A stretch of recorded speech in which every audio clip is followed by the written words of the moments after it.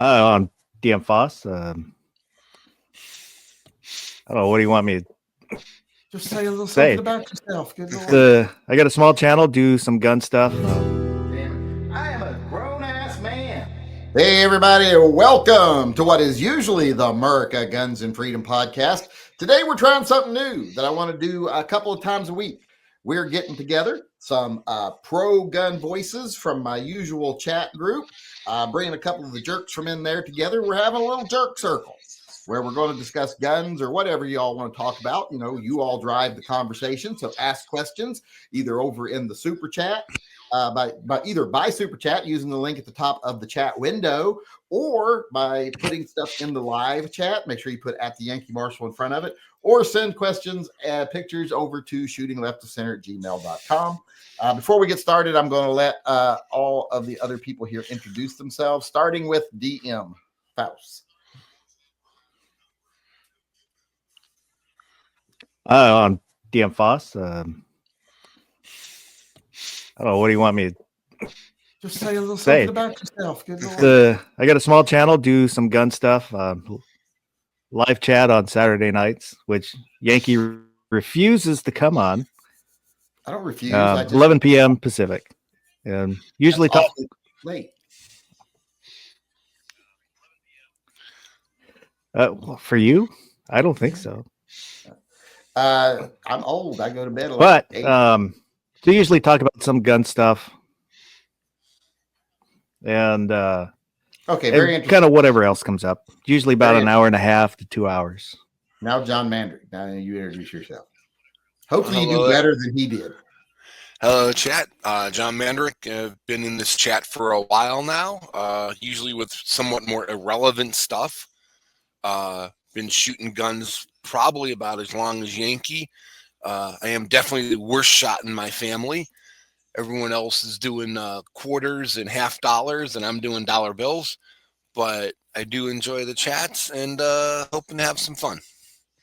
All right, now Welper. Hello, can you hear me? Yeah, we hear you. Oh, okay.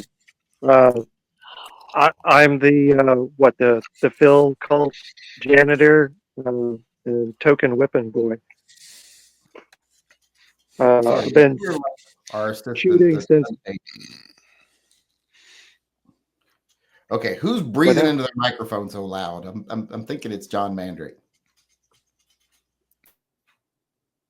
Yeah, it was him. It's John Mandrick. That's who it is. He's old and he's breathing into his micro. He's like, all right, let's go ahead and get started. See if we got any questions. Oxygen? No, but I probably should be. I want some oxygen. Let's see here. Do we got any questions coming in? Crazy Pitbull says, I want a lever action for both fun and the range and hunting. Deer, hogs, what rifle and caliber would you suggest? Oh, that's one everybody can answer. What lever action would you suggest someone get, and what caliber for hogs? Well, if you're doing hogs, I don't have a lever action. Right, take turns. Okay. I wouldn't go anything less than 44. I mean, 357 if they're smaller and they're not the really armored ones, but I think I'd want as big as I can go because I don't want one of those things coming after me. I just learned there's armored pigs. Some of them have bony plates underneath their skin. It's not quite like full, but up around their shoulders and heads for when they fight each other. Yeah. They've got some bony plates in there, which can be hard to get through. I just figured they're wearing soft body armor. How about you, DM? You were chiming in. What do you have to say? I was going to say I don't have a lever action rifle, but I would think you can't go wrong with 30-30. Yeah, it's not hard. There's some levers in 30-30. They're not as common, but they're around. I personally would go 45-70. That would be my own personal choice because I really like 45-70 round, or 308 would probably work too, but I don't shoot piggies. Piggies are cute. And that whole what's his face there, John Mandrick going to shoot little piggies. That just sounds bloodthirsty and mean. I didn't like that whole idea. Welper, do you have an opinion on this, or are you just happy to be here? Well, I mean, I am happy to be here, I guess, but no, the 44 is definitely probably the floor for that. I would lean towards a 30-30, but you're right. 45-70 is probably, that's top of the line for lever gun. Here's a question or a statement coming in from some guy that watches our channel. Private business should have the right to ban guns and should not be responsible to protect you. You have the choice of not doing business there. That's a real controversial topic of opinion from someone. That sounds like something some socialist would say. It's the truth. I don't know if I like that or not. It's if it's government, then usually that's the only place you can get that service is whatever office or whatever building. But grocery store, you can go to another grocery store, another convenience store. You don't have to go into that place. White privilege. That's not true everywhere. Some people don't have, but like only options Walmart. Well, I only have half white. I'm half Samoan, so it's half white privilege. No. Yeah, but you pull out the white part when you want to go to like different grocery stores and stuff. Well, when I want to be left alone, sure. Yeah. John Heasley chimed in here and said, to win the double super secret rock giveaway. By the way, the drawing is tonight on that. After we do this chat, we're going to do the drawing for the double super secret rock giveaway. Clit in Seattle says, when I see new people at the range wrapping their offhand thumb behind the slide on a semi-auto, she's referring to the things that make you go cringe. That I almost kind of enjoy sometimes. When you get to see the person next to you, is like, let's watch this for a second before we start shooting, because they're gonna hurt themselves, and I want to see it. Yeah, on that same token though is when, and I've seen this, I know I've read it. Guys teaching someone how to shoot a gun, was teaching them how to shoot a semi-automatic when they had a revolver and they had that grip with their thumb all the way down the and I'm just looking at that as I've got my Chiappa Rhino out going, that would hurt a lot. Yeah. Well, I shoot like that a lot though, because I use that. That's my cocking hand. That's my cock thumb. A lot of people shoot revolvers, use that grip, and you have to. And every now and then I catch myself on a semi-auto going, oh, let's not do that. In fact, I've got a little scar on there right now from where I was shooting that Rock 5.7 the other day. And I was shooting my revolver first, and first grip I took was thumbs over and got a nice little bite on it from it. Do you change your grip between revolver and semi-autos? Yes. I use a revolver grip on both. Well, you use a tuck thumb on both? Yep. Yeah. See, just so it's always the same, no matter what I'm holding. I use the same grip because I don't want to get it confused when I grab one and. I can't do that though, because I shoot a lot of single action. So if I'm shooting thumbs forward on a lot of single action, I'm having to change my grip every time. So I use the thumb over because I shoot a lot of single action. And even when I'm shooting double action, I shoot almost every round in single action, because usually I'm bullseye shooting when I'm shooting my revolver. I'm trying to get little tiny groups. So I'm not spraying and praying. So I really have to. What I find myself is when I'm switching over to a semi-auto, but I don't shoot semi-autos very often. I mean, it's rare that I shoot semi-autos. Usually if I'm just testing a new one or something, or every now and then I'll be shooting a Beretta, but it's so rare that I shoot them. But when I do, I have to make myself go to a thumbs forward grip, but I do often find myself migrating back to a tucked thumb, which I've discovered on some of my smaller guns, like the Beretta. The thumbs forward doesn't work. You just can't really keep good control of the gun. You have much better control of it with a tucked thumb, and your hand. Because with the Beretta and stuff, if you're trying to do thumbs forward, you constantly have to be conscious of my thumb is getting to where it's as far forward as the muzzle of the gun. So it's kind of dangerous. So I have to switch back and forth even when I'm doing a semi-auto. Yeah, see, I have to keep the same grip because I find if I change to the thumb forward, it changes how I'm holding the gun with my wrist. So now I'm pointing everything down, and and it just it's just easier. This is the grip. This is where the gun goes. Everything's consistent.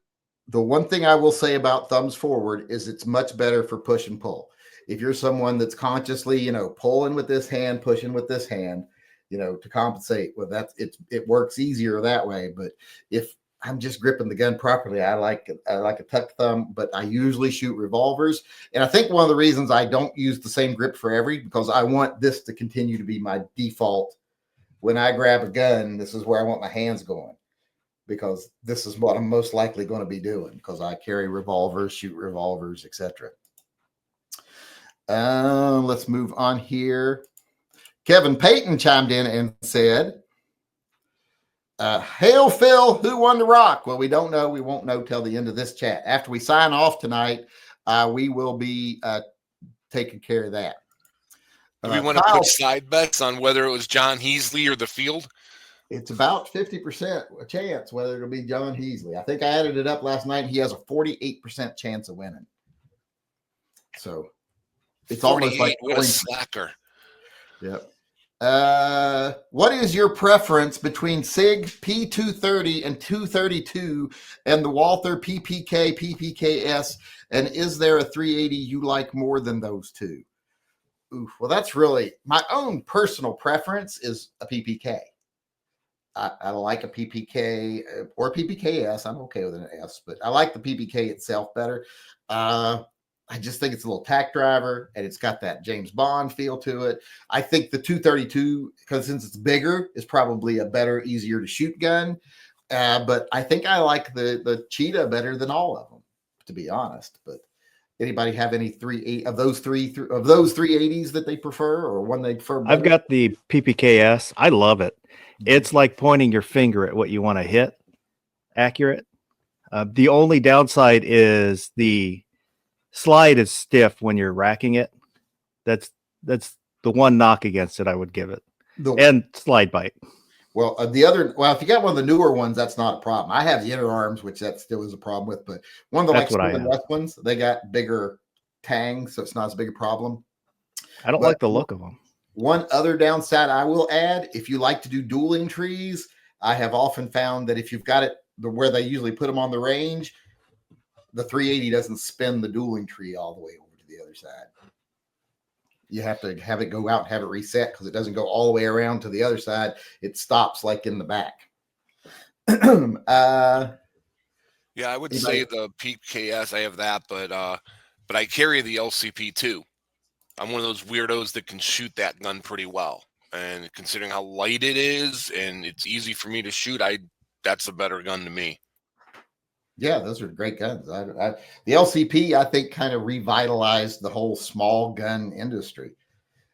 People are like, oh, it's just a copy of the Kel-Tec. I'm like, well, yeah, except that it actually works. It'll fire more than once. You can use it repeatedly. It's not a single-use gun. Let's see here where we're at. Clinton, Seattle chimed in here and said, sent you an email. What is this? Oh, I don't know. Let me see. Where is it? What is this? Clinton, Seattle. Where did it go? I thought I saw it. I would have sworn I saw that just a few minutes ago. Where did it go? Aha, here it is. Oh, I don't think that's real. I think that's fake. It looks like it's based off of there's a little, what was that gun? The little Magnum research gun. Well, I'm not showing anybody, am I? You have no clue what I'm talking about. Let me share the screen so you might have a clue what I'm talking about. Clit sent this picture and said, what is this? It looks like it's fake, and it looks like it's based off, what was that little Magnum research gun? Does anybody know what I'm talking about? I know, but I can't think of what they called it.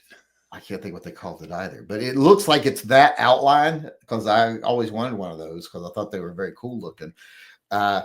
But I don't think that's real. I think that's what I have seen is I see things like this all the time, and they're usually like the lead-in picture for a video on YouTube, a gun video, but it's made by AI, and then you won't see anything like this anywhere in the video. It's just you'll hear AI talking about a gun subject and showing the wrong gun and the wrong people quite a bit.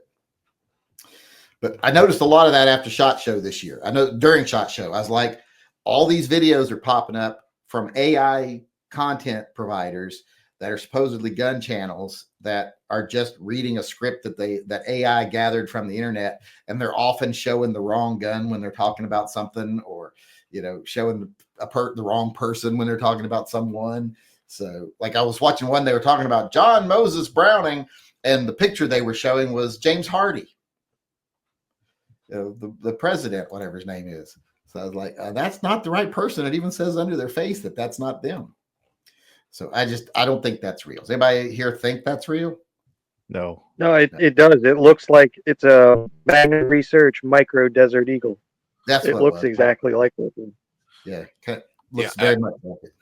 I'm doing some quick Google searching. I can't find anything that's called a T-Part-2 anywhere. Yeah. And isn't that almost looks like a Tesla logo? It kind of does, yeah. Is Elon making guns now?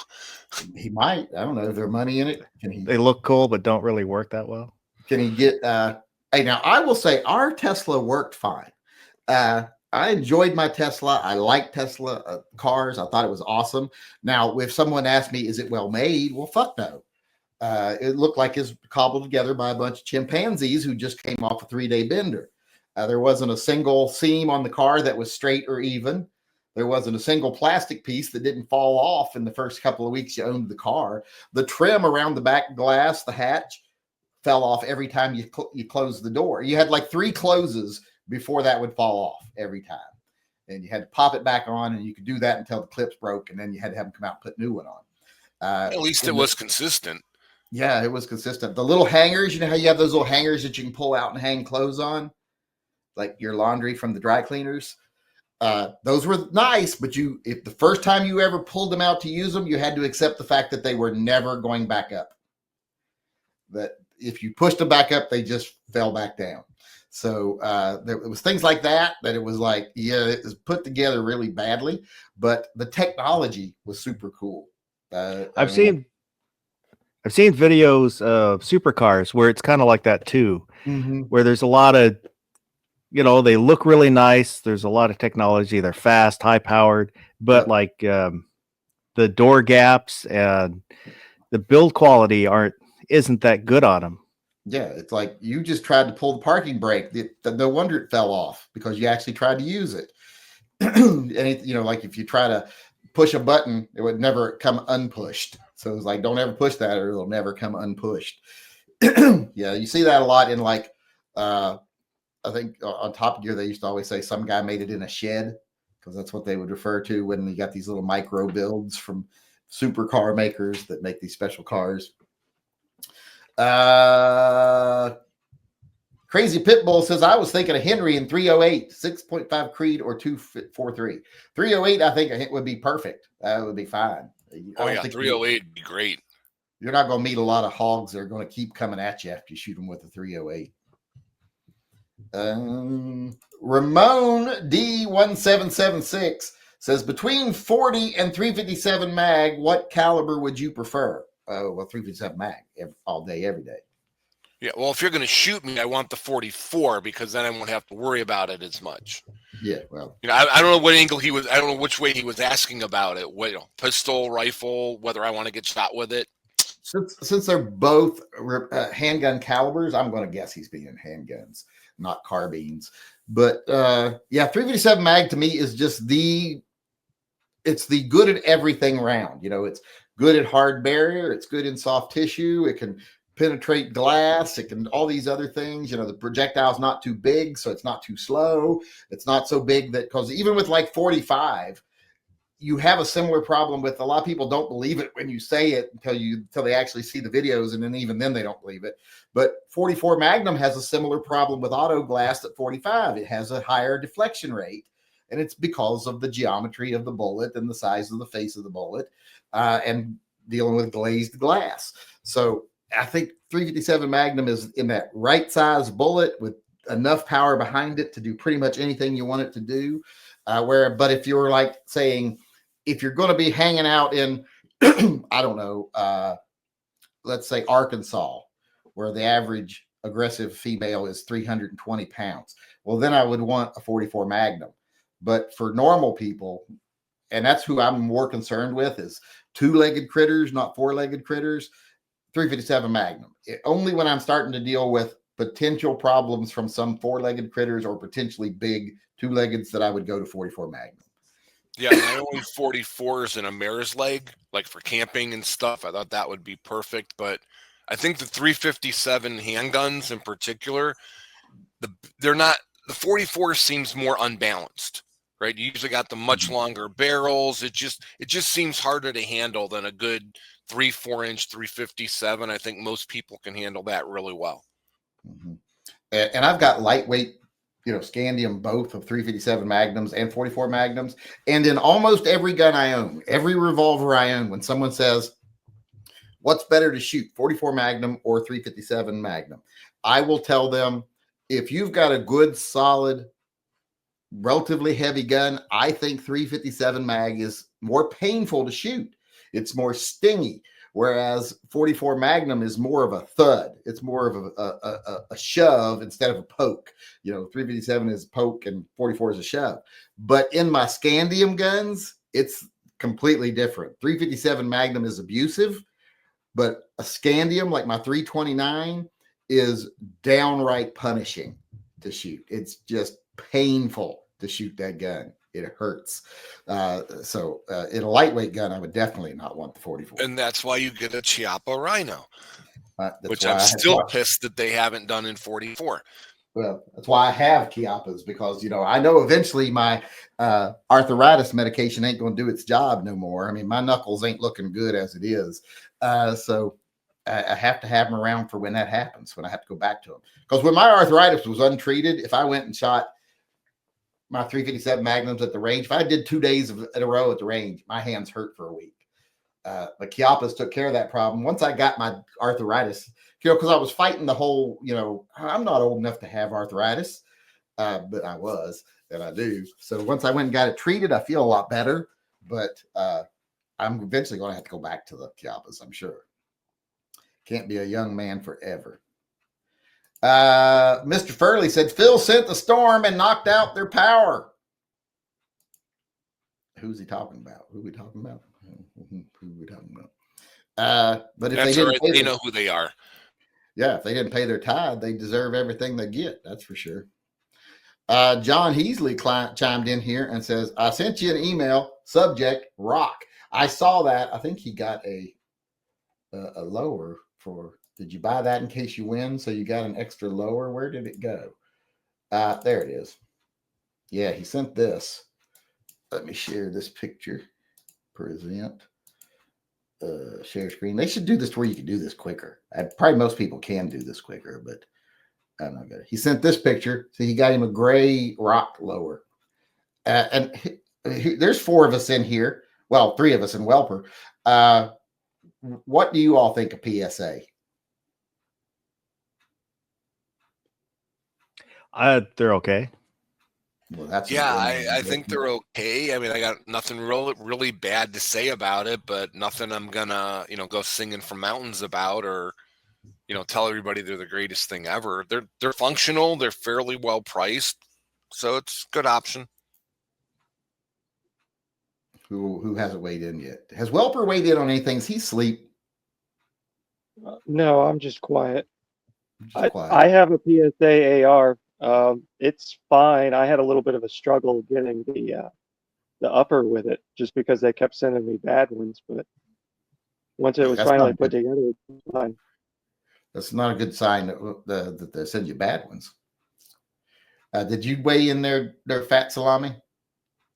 Yeah, I said they're okay. Okay. All right. I think they're the same thing. I think they're okay because they're striker fired guns mostly. So, they're handguns, and that's all I have experience with. They're a lot better than I thought they would be. I thought they'd be cheap garbage, but they're definitely not cheap garbage. They're for what you're paying, you're getting what you're paying. You're getting your money's worth. And I think they're pretty decent. Now, would I choose them to carry them? Well, no, because most of them are striker fired guns, and I won't carry a striker fired gun because they scare me. But I think they're decent. I don't think there's anything wrong with them. I don't think they deserve any serious hate. But I like you said, I'm not going to go around singing their praises because they're just another plastic gun. Let's see here. Are we done with questions? Let's see if we got any other questions. Remember, you guys are asking the questions. So if you got any questions, send them in.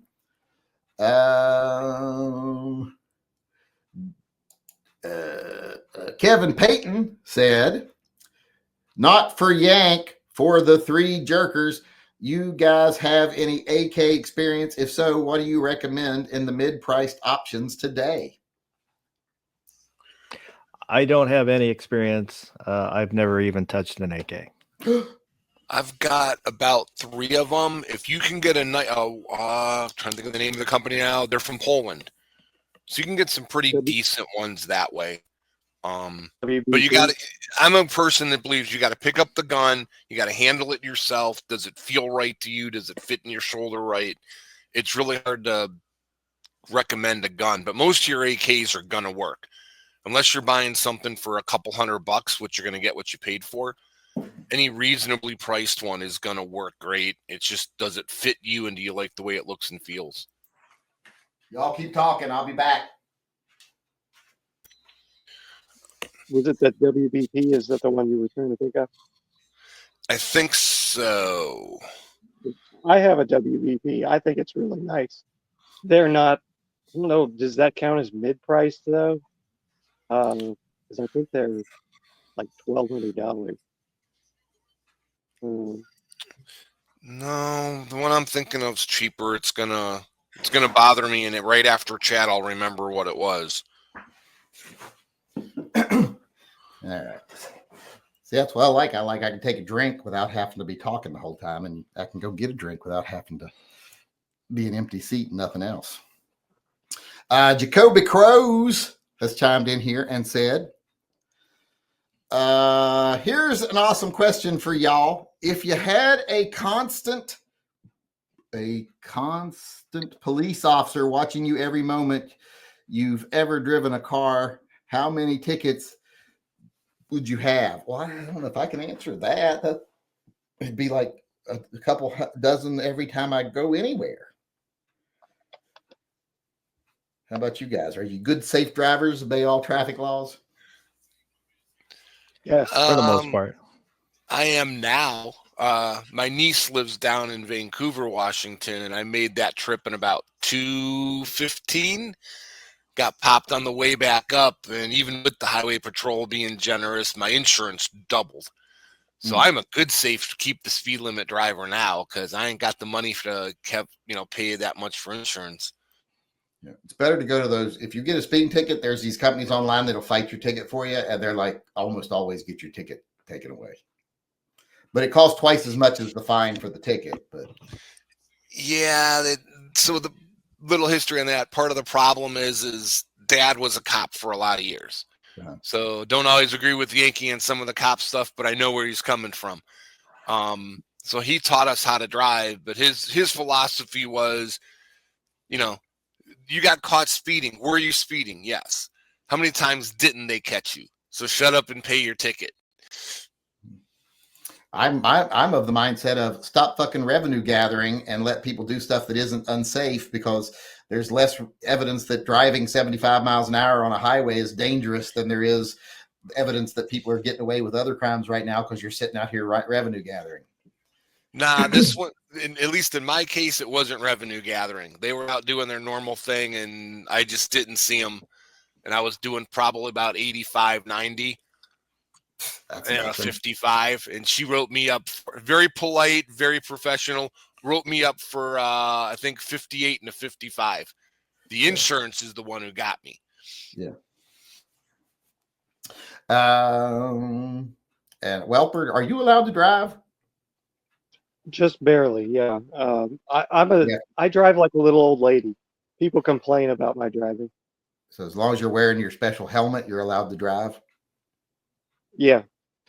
That's kind of the way I drive now, where, I'm old enough where I'll just take it easy. I'm not going to get in the mess with everybody else. I'll stay in the right lane, take my time. I don't care. Not me. I got a lead foot.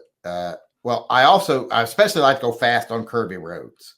But the 2 times I've gotten speeding tickets, it's always been on the highway, because I get so impatient with people on the highway that I'm like, you're doing you're side by side, right and left lane. This guy's doing the speed limit. You're doing 2 miles an hour over the speed limit, and you're slowly creeping past them. And I'm like, by the time they get out of my way, I floor it, and then I end up getting a speeding ticket. But I always pay the companies to fight them. So I think I've paid 5 times, and I haven't had to pay for any of the tickets, but I had to pay $250 per ticket to have it taken off. Yeah, I need to look into that because, like I said, my insurance doubled. Well, based on it, I'd have done better off fighting it and getting it cleared. I don't think mine could double. I mean, yours probably wasn't that expensive. I mean, I don't have a wife and 2 kids on my insurance. Yeah, my insurance is $883 a month. So I'm paying about that, about $900 every 6 months. Okay, that's not that bad, but it's still more than someone. How old are you? I'll be 59 in July, so I'm just a hair older than you. You should be paying like $60 a month most. I was paying $400 before that ticket. $450 every 6 before that ticket. You must be driving a fancy car. No, nothing fancy. I don't like fancy cars. They stand out. He said it's just a Silver Shadow. It's a Bentley and it's a lease, okay? Exactly. Yeah, the leased Bentley. Let's see here. I think we got another question coming in. Let's see here. That was Jacoby Crows. Let's see.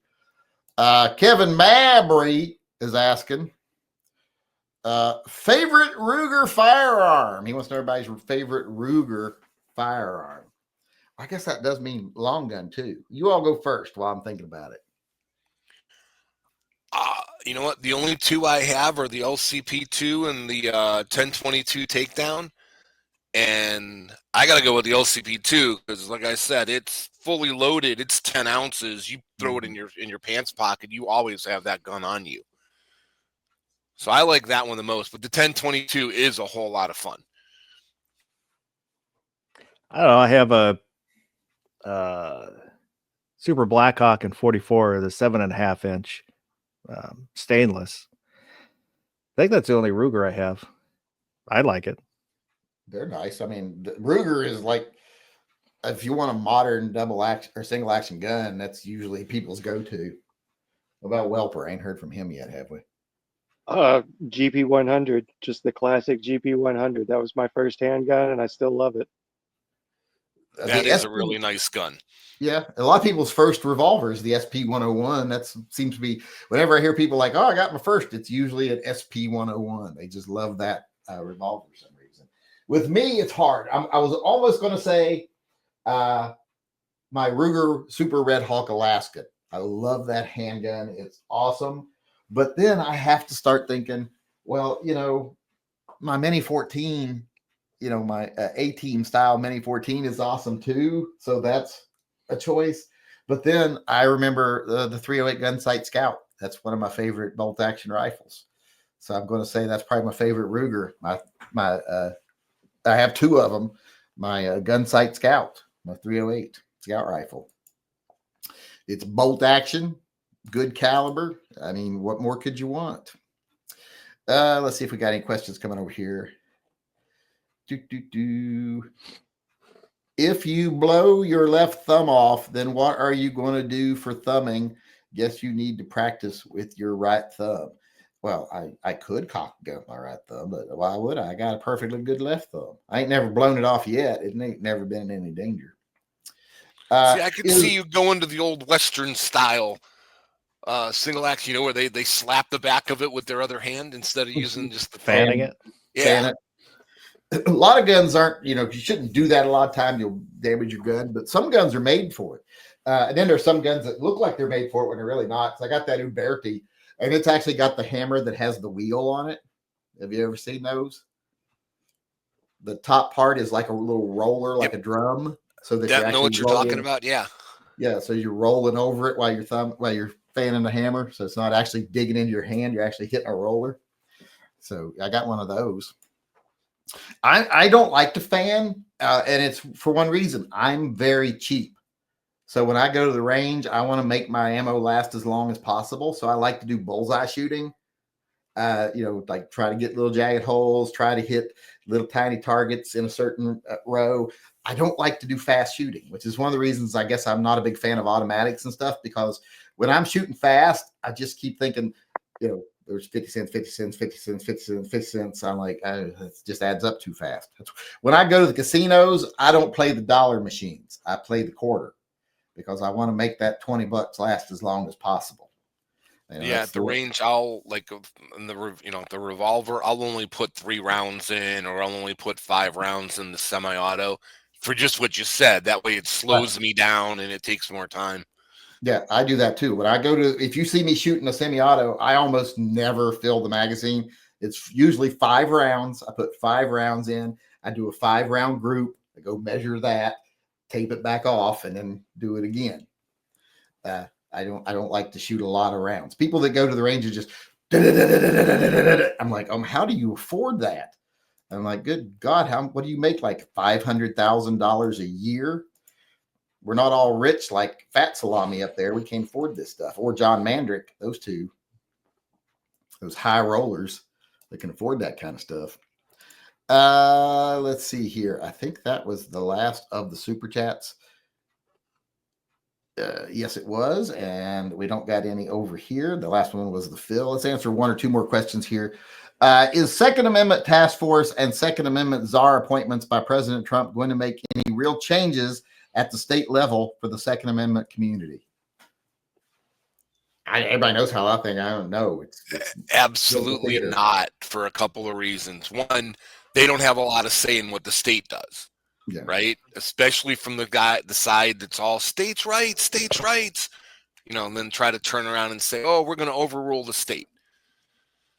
And I mean, my opinion is it's all service, and it's not even good service that we're getting out of this administration.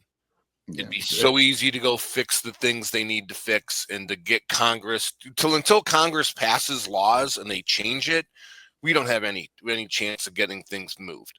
And it's not going to happen because both sides make too much money getting donations to fight for our 2A rights or to get those evil guns off the street. Mm-hmm. Yeah, there's almost as much money coming in to get them to fight for them as there is to fight against them. They got to keep it balanced. I did one of my videos today. I talked about how you can't be a Democrat. You can't be pro 2A and be a Democrat now. They've just gone too far left on the gun issue. If guns is your number one issue, it's your issue, well, then you can't be a Democrat. You can't hold your principles and vote Democratic. Now, that doesn't mean you can vote Republican, because I said in that video, if you believe in freedom of the press, it's hard to vote Republican. Or if you believe free choice, pro-choice or anything. So it's hard to be either Republican or Democrat these days. And just because I'm saying you can't be a Democrat and be pro 2A doesn't mean I'm singing the praises of Republicans. I don't like Republicans either, but I just don't think you can be pro 2A, stick to your principles, and actually vote Democrat when they put David Hogg on the Democratic National Committee and Bloomberg's their number one donor. So they've gone too far to the anti-gun side. You can't be a Democrat, and you got to be an independent if you want to stick to your morals. And, I vote third party for president every year.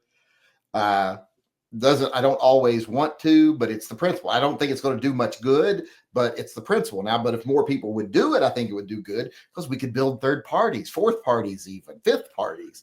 But you're exactly right. I mean, you take the 2016 election or the last election, and if people would have gone third party and forced them to make a decision, because the third party candidate, I think the Senate would have voted them in, because they couldn't have agreed on either of their sides. Yeah. But until we do that, I mean, let's face it, both parties have their issues.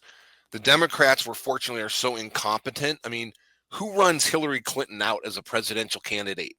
Yeah. She is one of the most hated people in the country, right? And you run her out there? So I think you're 100% right, Yankee. Until we get a third party in there, an independent, nothing's going to change. And they're never going to let that happen.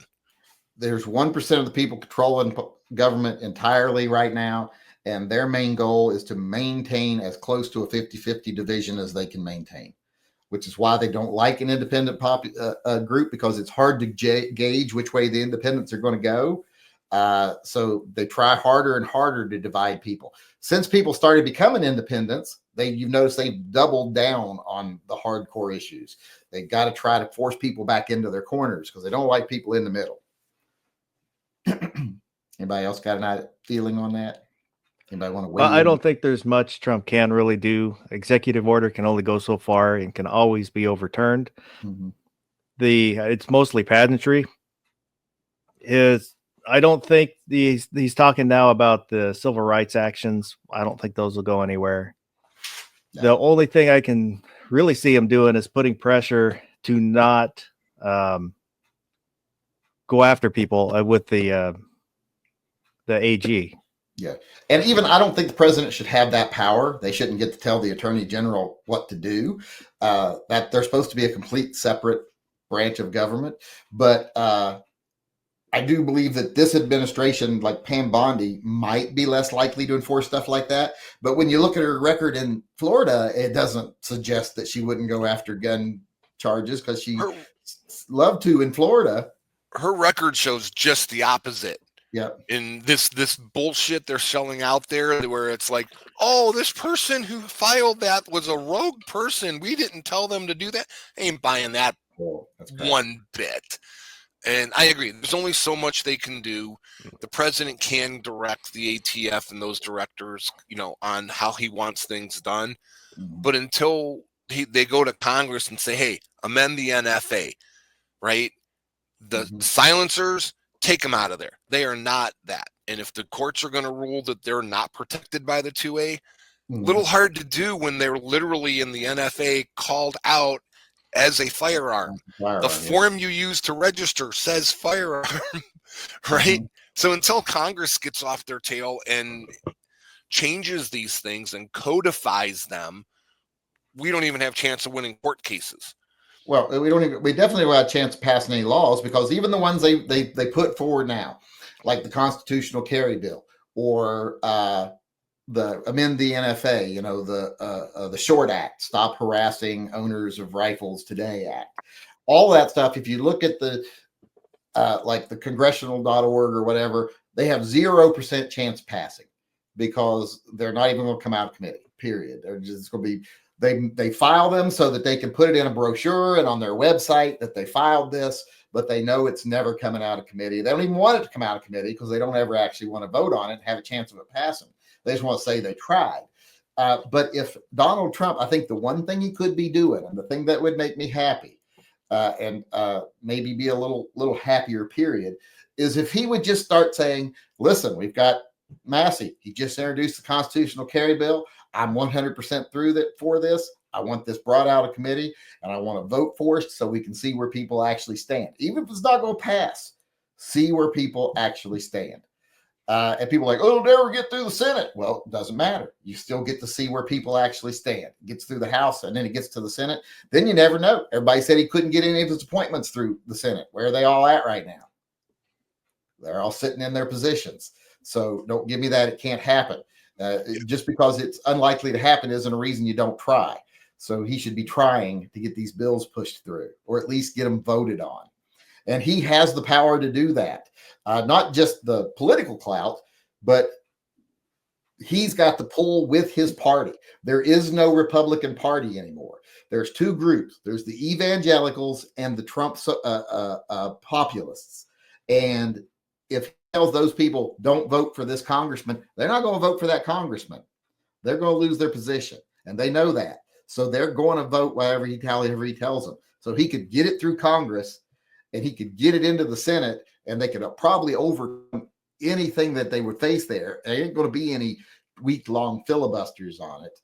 So he could get something done if they really wanted to. And I'm so tired of people praising him and kissing his fucking ass when he ain't doing the things he could be doing, the things he promised he was going to do. So stop praising him until he starts doing the things he was going to do. Doesn't mean you got to dislike him or like Kamala Harris better.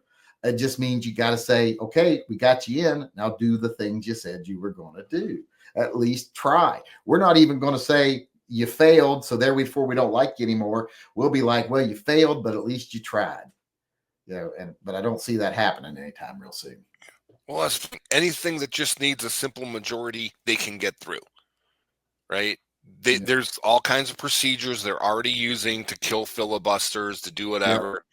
Yep. If it's a simple majority, they can get it through. Yeah, they just don't want to do it. Yeah, like that amend the NFA, that doesn't require a 60% of the Senate. They can get that through.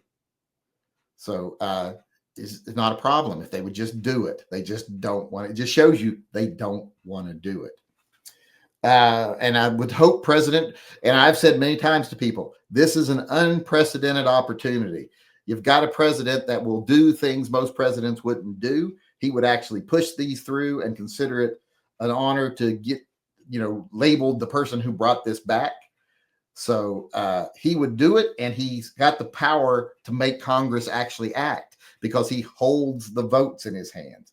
The people that actually are keeping the Republicans in power are now his people and the evangelicals. So he's got every bit of gumption to get whatever he wants. If it's not unconstitutional or a crime, he's got the power to get it through, and they should be doing that. And people should be postponing sucking his dick and kissing his ass until he does things. Don't do it preemptively thinking, well, if we kiss his ass enough, he'll do it, because he won't. Because as long as he's getting the adulation without the work, he won't do the work. Make him do the work and then give him the adulation. G-Web's just gifted 5 memberships. Woohoo! Yay! Who did he got him? Ramon D got him. Fire Goozy got one. Chunky D got one. Vigilant Ryan got one. I don't know who that is. William County Sheriff got one. So a lot of people got them.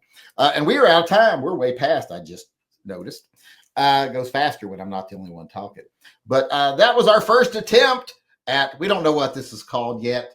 So far, I've just called it Yankee's Jerk Circle. We'll see if that name sticks or not. But thanks everyone who participated, and Welper for coming in and helping us out here.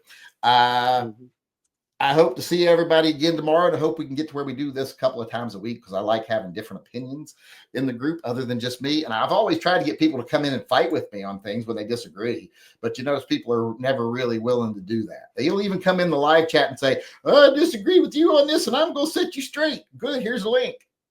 Bloop, they're gone. I hate when people won't stand up for their opinions. I would rather they stand up and disagree with me than just not have an opinion or not stick to something. But thanks everybody for participating in our first one ever. Thanks everybody for asking questions. We didn't get a ton of them. Let me make sure we're still caught up over here before we leave. I hate leaving. And we got a decent amount. I think this went really well. I was very happy to do it. It didn't go bad at all. But thanks everybody for everything. I appreciate it. I'll see y'all again tomorrow. Until then, remember, always carry and stay safe until I see you again. And pay your tithes to Phil. Yeah, pay your tithes to Phil, you heathen bastards.